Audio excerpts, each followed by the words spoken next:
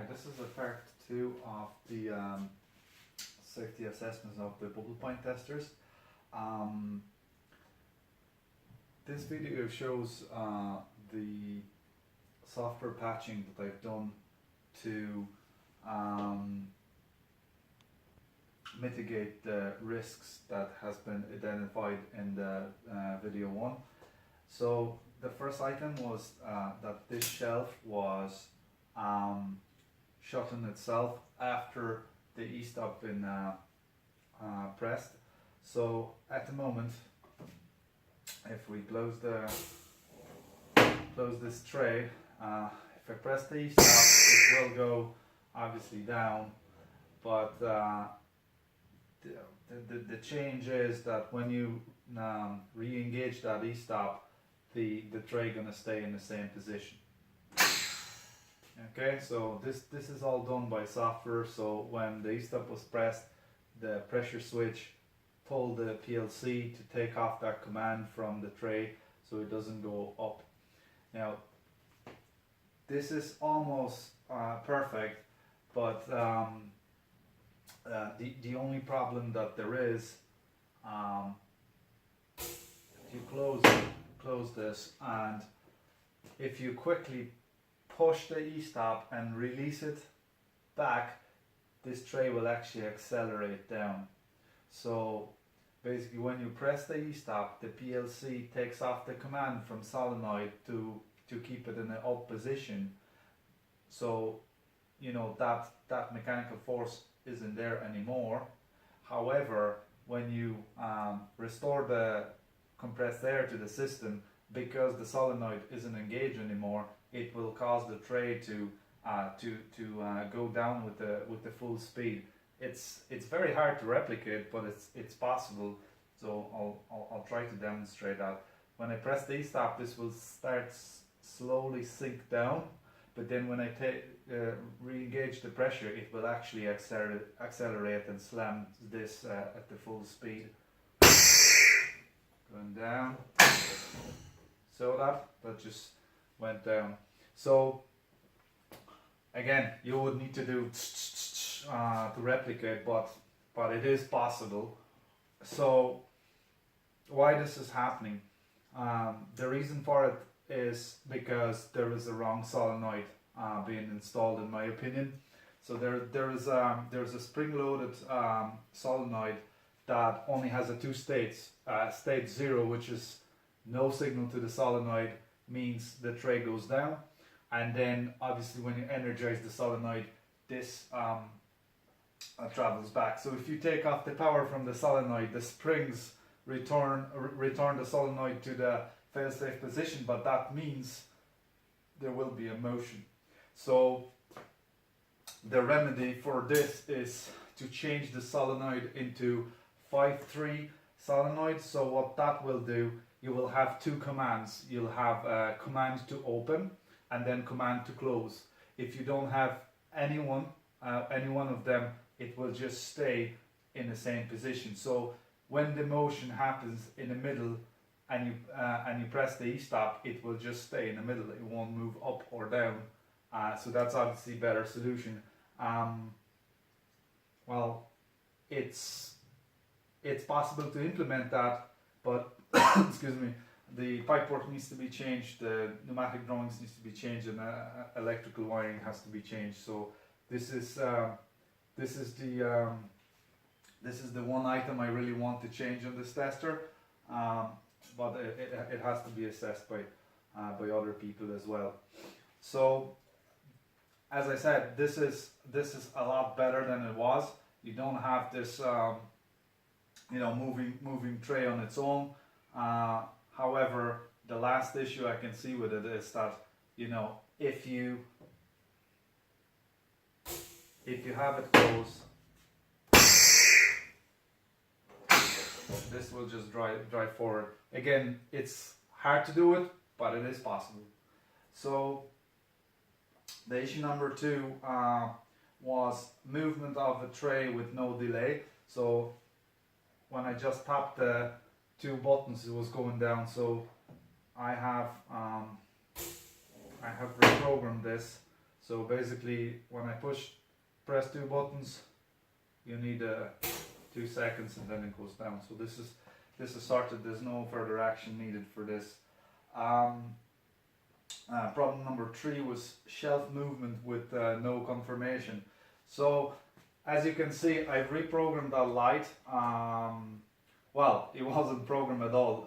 Originally, this light has been hardwired to proxy switch off this cylinder. So when the tray was in up position, that light was on. So it was pretty dumb.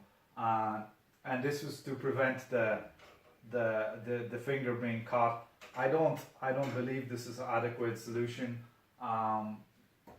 Let me show you what I've done here. So basically, solid green light means you're ready for motion. There will be a sticker here explaining this. So solid green means you can actually move it up and down. So what will stop you from doing it? Well, number 1, if you don't have air, you're not ready for motion, right? So this is one thing. Another thing is, if one of these proxy switches is made, right, either this one or that one, you can't drive, right?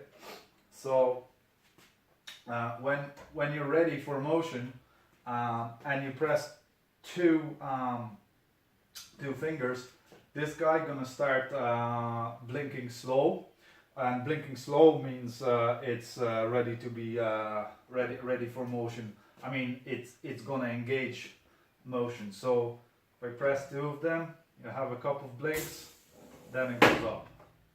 Then when you want to go down, it goes a couple of blinks and you're going down.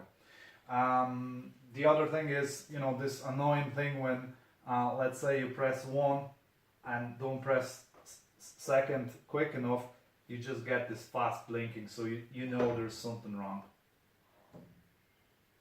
You know, if it just tells you straight away that you have a problem with your buttons. So this again,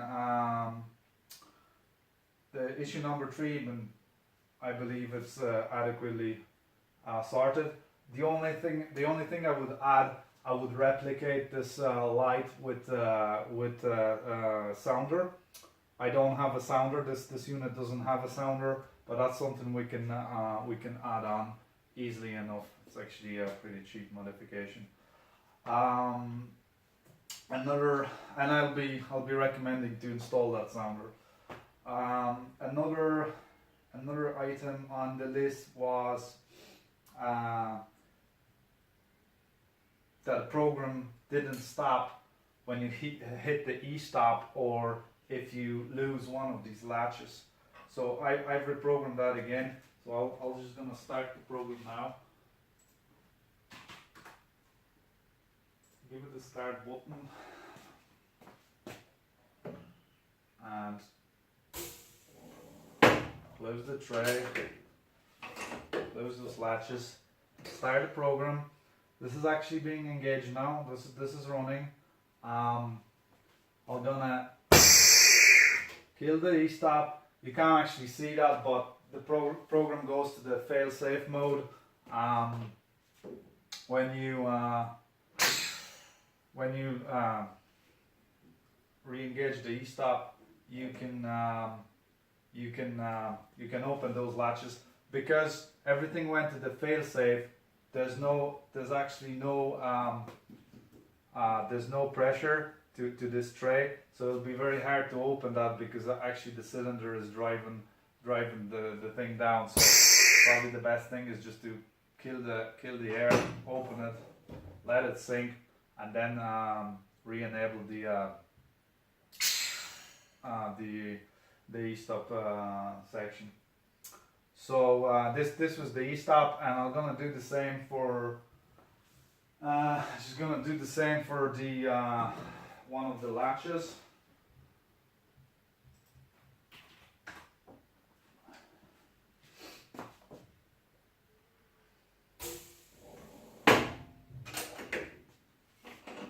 So I'm gonna start the program.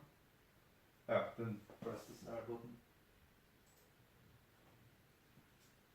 Okay, so the program is started, and I'm just gonna slightly take it off. Yeah, the program is gone, and you actually have the error message on the screen saying that one of the latches is it's not being made. Okay. So actually, this point is fully resolved, and no further action is needed. So the next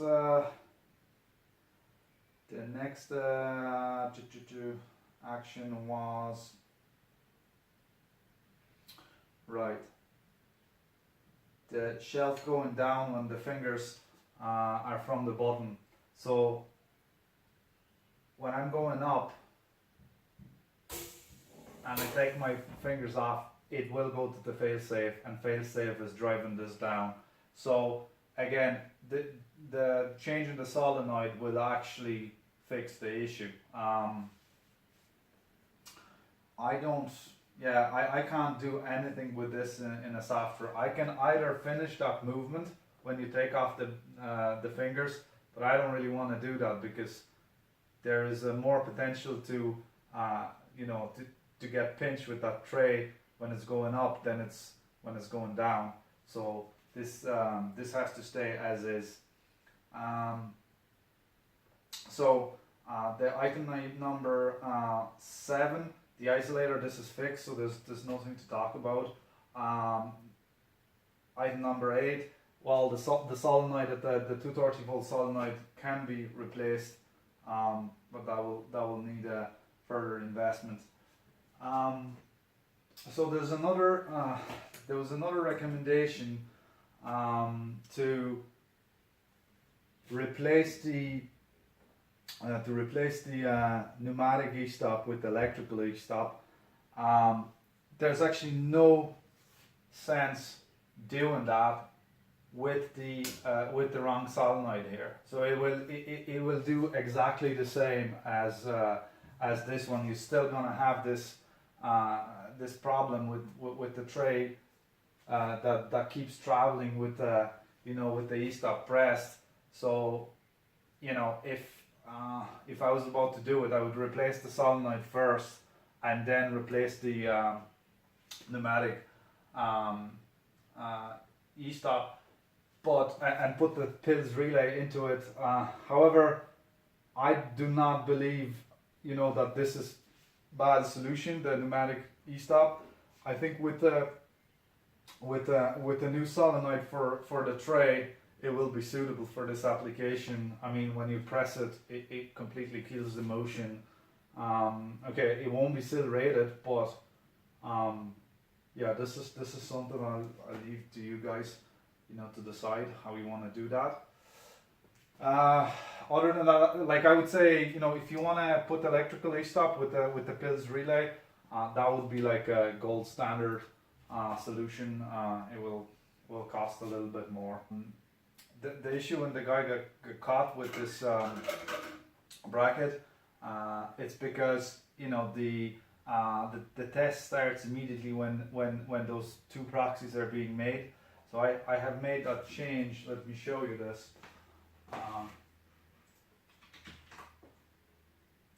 So I just press the start button. I'm going to load my membrane there. Close this tray. Close both proxies, and the test didn't start. So it actually gives you a message on the screen that once you close those two clamps, you need to just give it a quick tap to engage the pressure.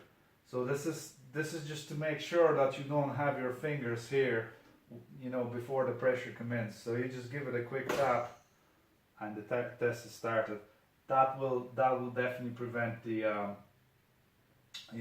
this thing from happening again, that someone has their fingers here and closing this down and this engages immediately. So I think it's a very handy modification.